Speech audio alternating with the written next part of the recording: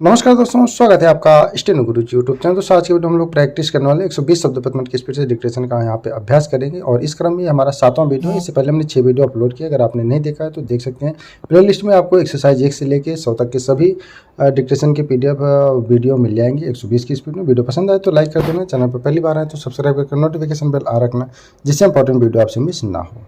तो ज़्यादा समय ना लगे तो चलिए रेडी 5 सेकेंड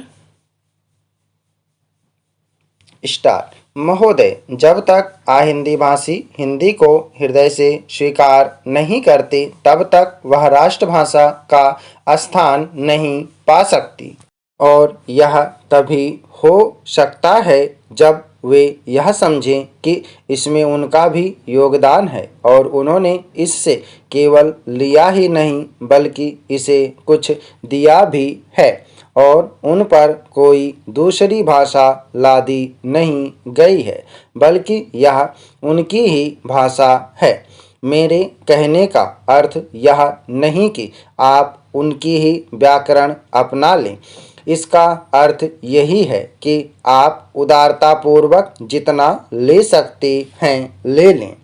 भाषा इसी प्रकार बन सकती है। यह भी आवश्यक नहीं है कि उसको स्वीकार करने पर आप वही लिखना आरंभ कर दें, परंतु जो वे लिखें उसको आप गलत न समझें। आज किसी भी भाषा का रूप वही नहीं है जो उसके प्रारंभिक काल में था। उसमें परिवर्तन होता रहता है। हिंदी के इतिहास में भी आपको यही बात मिलेगी। मैं हिंदी का कोई विद्वान नहीं हूँ, पर मैं अपने अनुभव से कह सकता हूँ कि उसमें भी पिछले 500-600 वर्षों में बहुत अंतर पड़ा है तथा पहले की और आज की हिंदी में काफ़ी अंतर है। इसलिए नवयुग में जब वह देश की भाषा बनने जा रही है तो उसमें थोड़ा अंतर करना भी पड़े तो वह स्वीकार कर लेना चाहिए, जिससे उसका अन्य प्रदेशों के लोगों के साथ मेल बैठ जाए। कई अहिंदी भाषी लोगों ने भी हिंदी की काफ़ी सेवा की है। आपके राज्यपाल महोदय अहिंदी भाषी हैं और इन्होंने अपनी भाषा की बड़ी सेवा की है। यह भी हिंदी के पक्ष में थे और इन्होंने बड़ा योग दिया, जिसके कारण हम संविधान सभा में सफल हो सके।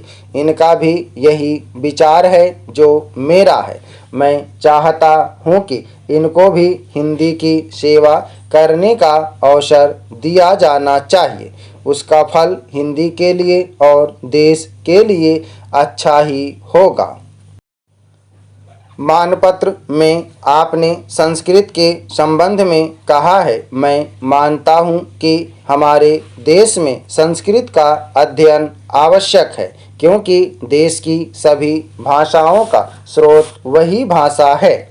संस्कृत से हमारा संबंध अटूट है। इसकी पढ़ाई लिखाई कम हो गई है। यह हमारे लिए दुख की बात है। मैं आशा करता हूँ कि इसकी उन्नति होगी।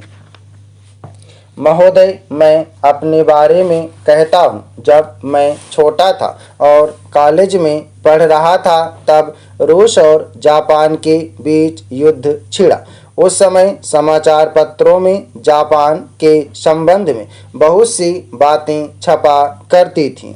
उनमें एक बात यह भी थी कि जापान में समूरिया जाति के लोगों ने अपने सब अधिकार वहाँ के राजा को दे दिए थे। उसके बाद जापान बड़ी उन्नति कर सका। हम लोग यह पढ़कर आश्चर्य और सराहना करते हैं। उससे बढ़कर हमारे यहाँ के लोगों ने स्वराज्य स्थापित होने के बाद 1-2 वर्ष में एक उदाहरण उपस्थित करके दिखाया। हम भी अपने हजारों वर्षों के इतिहास को नहीं भूलेंगे। जो रियासतें अलग अलग स्थापित हो गई थीं और एक प्रकार से भारत कई टुकड़ों में बटा हुआ था, वे सब टुकड़े एक हो गए। आज ब्रिटिश भारत और देसी रियासतें मिलकर एक हो गई हैं। उसके बाद हमारे सामने यह प्रश्न आया कि भारत के लोग केवल स्वराज्य से ही सुखी नहीं हो सकते, उनको किसी न किसी प्रकार सुखी बनाना है। इस संबंध में सरकार ने अपनी ओर से प्रायः सभी राज्यों में जमींदारी और जागीरदारी उन्मूलन के कानून उपस्थित किए और वे कानून पास हुए। प्रसन्नता की बात तो यह है कि बहुत से स्थानों में कानून उन लोगों की स्वीकृति से तथा उन लोगों की सलाह से पास किए जिनकी जमींदारी और जागीरदारी समाप्त हो जानी थी। यह भी देश प्रेम का उदाहरण है। उन लोगों ने अपनी संपत्ति का त्याग इसलिए किया कि उससे सारे देश को लाभ पहुँचे। वह काम भी लगभग पूरा हो गया और पूरा होता जा रहा है। हमारे सामने मार्ग प्रशस्त है और अब हमें इस पर चलने की शक्ति चाहिए। हम में परस्पर कभी कभी इस प्रकार की संकुचित धार्मिक अथवा सामाजिक भावना देखने में आती है, जिसके कारण कभी कभी लड़ाई झगड़े हो जाते हैं। हम इस चीज को भी दूर करने का प्रयत्न कर रहे हैं। हमारे संविधान में स्पष्ट बता दिया गया है कि कोई चाहे किसी भी धर्म का क्यों ना हो, किसी भी जाति का क्यों ना हो, इस देश में सबको समान अधिकार है। गरीब से गरीब आदमी को भी वही एक वोट देने का अधिकार है जो कि राजा साहब को है या मुझे। धर्म के नाम पर किसी प्रकार का भेदभाव नहीं किया जाता है। अध्यक्ष महोदय, मैं आपका आभारी हूं कि आपने मुझे बोलने का अवसर दिया। इस देश के वर्तमान भारी संकट के समय में और विशेष रूप से उस समय जबकि हम लड़ाई से अभिनिवृत्त हुए हैं और आकाश में लड़ाई के बादल दूसरी तरफ से आने शुरू हुए हैं, हमारे वित्त मंत्री ने जो बजट पेश किया है वे इसके लिए बधाई के पात्र हैं।